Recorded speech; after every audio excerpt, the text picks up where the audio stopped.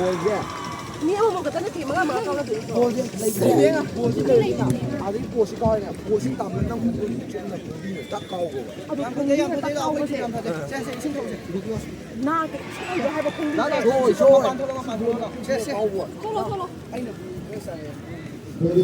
ai hai ke se le ko lam ta lo ro do tam se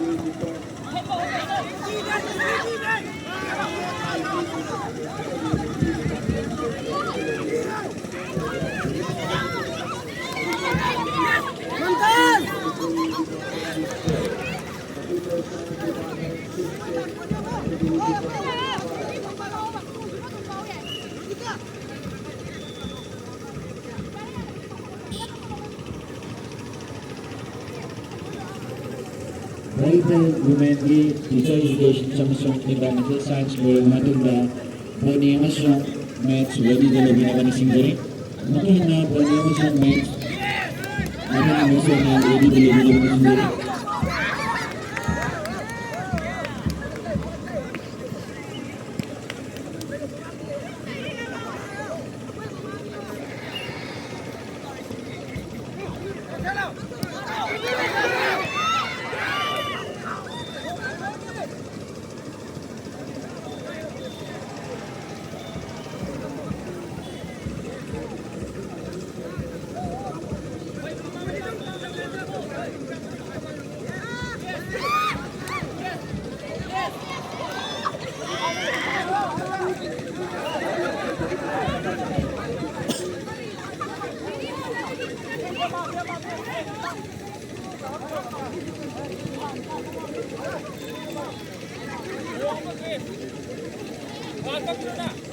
Jangan tu kayu pak cincin tu lah.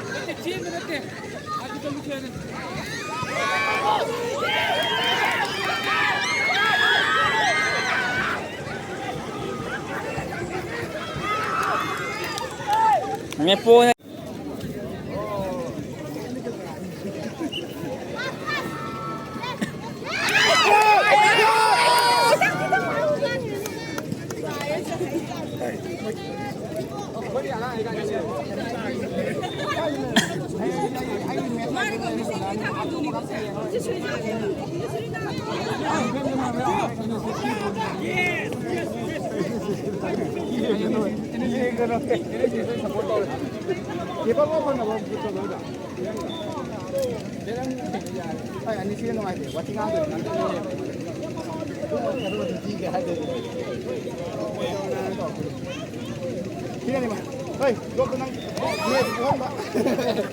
Koki. Nang nagbawa ko sa mga to. Ang sandali.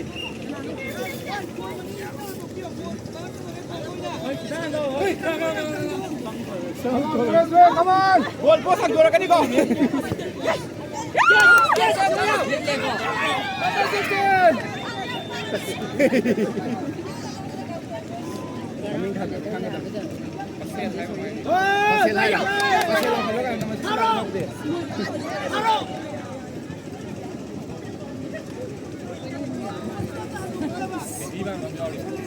Volleyball Women's League Boni Amasong Match Ready the lobby naman ni Yellow Singgari. card! Yellow card! Volleyball lấy dấu rồi cô. Hồi rồi này như này nha. Còn không đâu!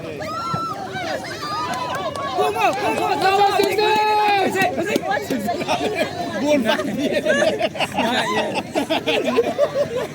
Ngó lắm mà đi bắt cái đồng tiền luôn nè. Buồn vãi cái lẩu cái sải này. Jam juri dah! Nomor 6 na biyo.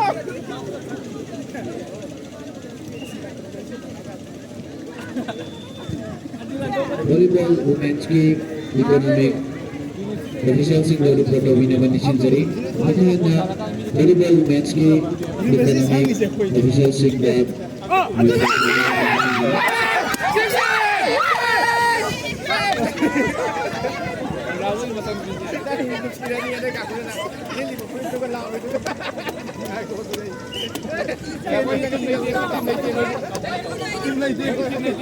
Masak macam misang sangi ko. Buat mo ba?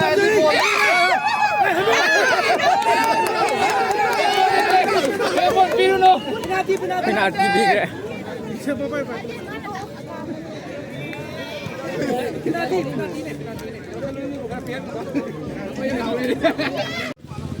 Oh, sorry, sir. Sini pa, di sini. Kau boleh macam dulu, kau boleh dulu. Kau boleh macam dulu, kau boleh. Kau di bawah.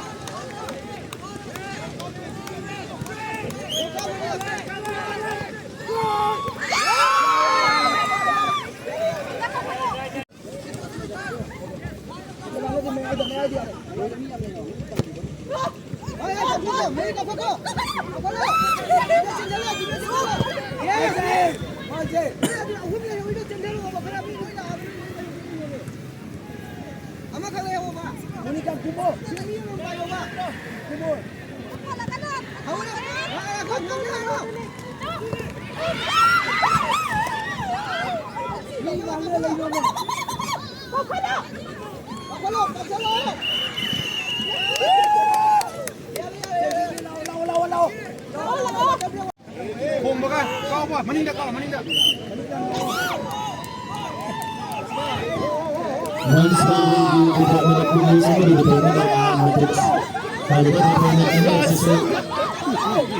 Untuk dia morning session dari sebuah sana ada report orang kita dulu.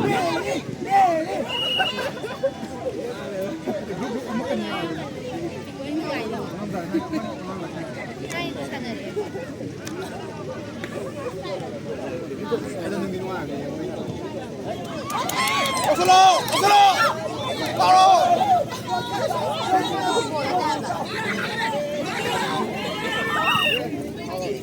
Waiting eh. Saan na yellow ka sa lali?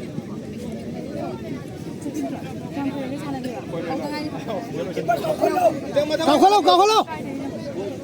Matate, matate. Kan na ka, ayaw no. Goal da, Keeper! Matate, matate. Kakalo. Kumay nang tayo, kumay. Tulis. Logika. Yang pancit dalo na tanong no. Mga kuha natin niyo. Dito milik ka. Sali siya. Labu na ba?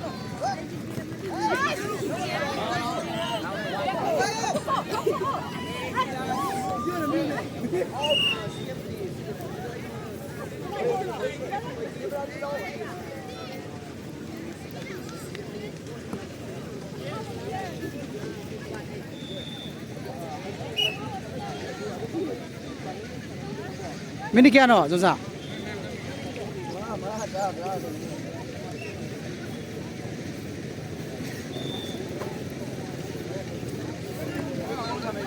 हाँ हाँ Oh, ang mo ya.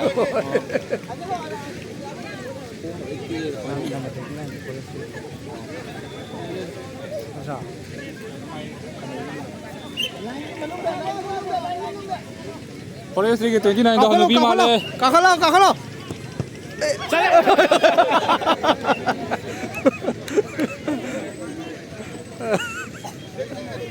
มีทีมเลยเชียร์ตัวกันดิไปลงคุยกันเลย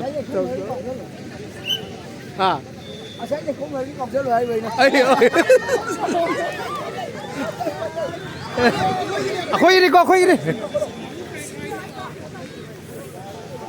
フォレストリーグ29で伸びまれあれないねからのからのもねで入って入っての自分でフォレストリーグのけんランサン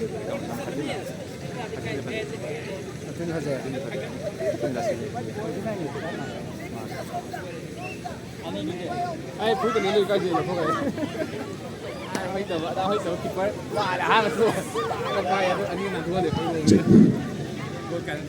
Football Mungkin sana ni ba NSS Department amadi Forestry Department Civil Education Department amadi Computer Science Department na sugar maths and science mari sugar maths na Biotechnology Department amadi Chemistry Department mga sugar maths na Geography Department amadi Dance and Music Balik sugar maths na History Department amadi Library and Information Science Department Balik sugar maths na Biochemistry Department amadi Commerce Department Lipan sugar maths na Mass Communication amadi Anthropology Department Makan sugar maths na Physical Education and Sports Science amadi Physics Department Kala sugar maths na Law Department amadi Management Department sila sanabigan ni Maramadina anak kita ay biniba klase positive na talaga na department sige definitive sila women football ni na report of yun na balising sali ang mukasa na balising sali women football ni na balik sali NSS Department kani sila na abang sulit metro na Physical Education Department, Computer Science Department na sana bigani Nai sulit metro na Biotechnology Department, Chemistry Department na sana bigani mga sulit metro na Department na Dance and Music Department na sana bigani Pero sulit metro na History Department amadi Computer Science Department sulit metro na Biochemistry Department amadi Commerce Department na sana bigani Lipan sulit metro na Mass Communication Department Computer Science ke Anthropology Department na sana bigani Mapan sulit metro na Physical Education and Sports Science amadi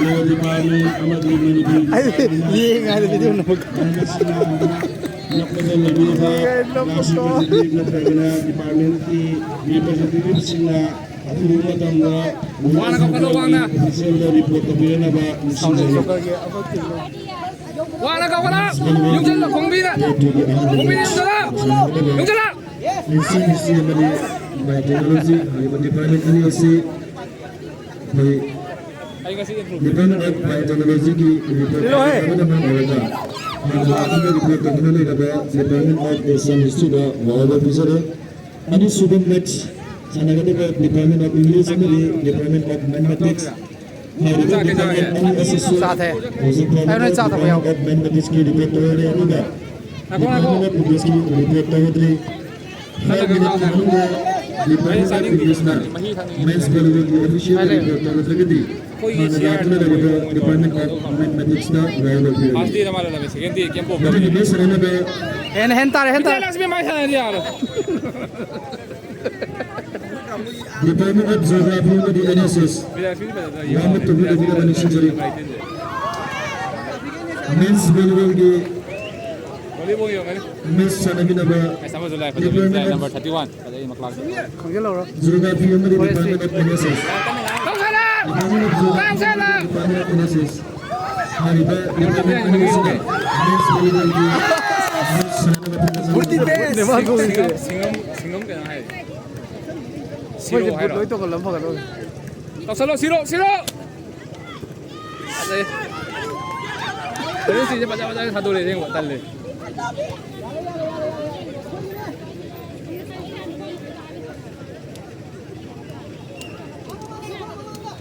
Boy big and half masa ang phone di biya sunda. Department of Geography amadi National Security Studies Analysis. Maning di tayo. Ayun Department of Education.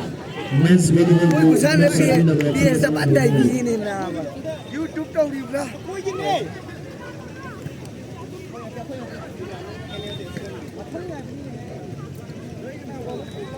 Nga si play am yaw lo nga sin. Digital Education amasung Environmental Science, Volleyball Humanity Volleyball Boni amasung Maths, Boni na labi na bising jari. Ko sanari ye. Half la.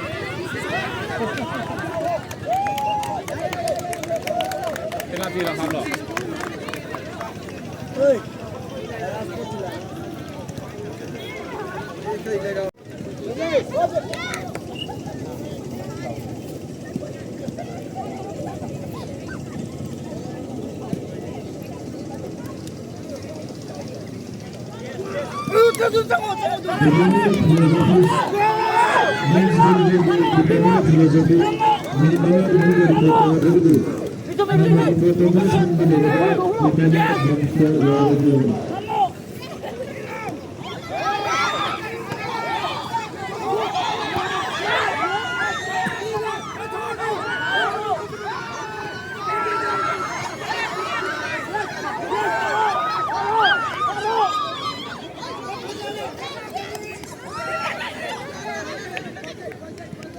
Yes, yes.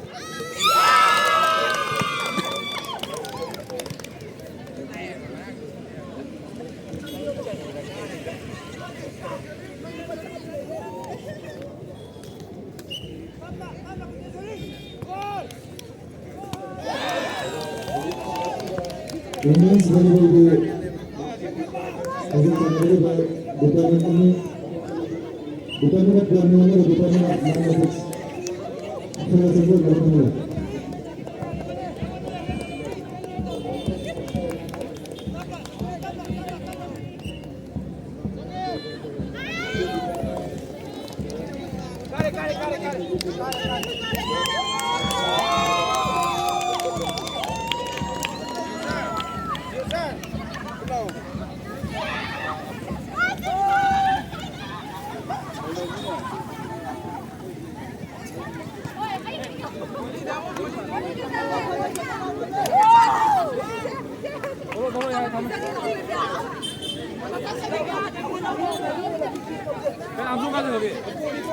Call taro. Call nang pilot.